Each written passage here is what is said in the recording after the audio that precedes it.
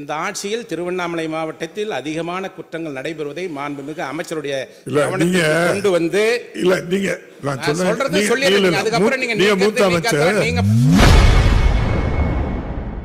இன்று சட்டமன்றத்தில் பேசுவதற்கு இடையூறு செய்த சபாநாயகர் அப்பாவுவிற்கு அதிமுக எம்எல்ஏ அக்ரி கிருஷ்ணமூர்த்தி பதிலடி கொடுத்துள்ளார்.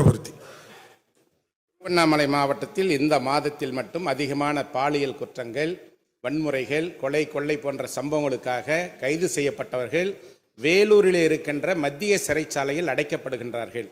100 கிலோமீட்டருக்கும் மேலாக இருக்கின்ற தூரத்திற்கு சிறைவாசிகளை அழைத்து செல்கிறார்கள், விசாரணை கைதிகளை அழைத்து செல்கிறார்கள்.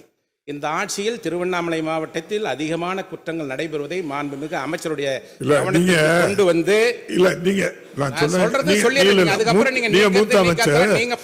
கேள்வி நேரத்தில் நீங்க வந்து அதுல கேட்டிருக்கே அவங்க அமைச்சர் தெளிவா பதில் சொல்லியிருக்காங்க. இருக்க சிறைச்சாலைகளுக்கே குற்றவாளிகள் இல்ல அப்படின்னு அவங்க சொல்லிட்டாங்க. அதனால நீங்க மறுபரிசீலனை பண்ண சொல்லுங்க, அவ்வளவுதான்.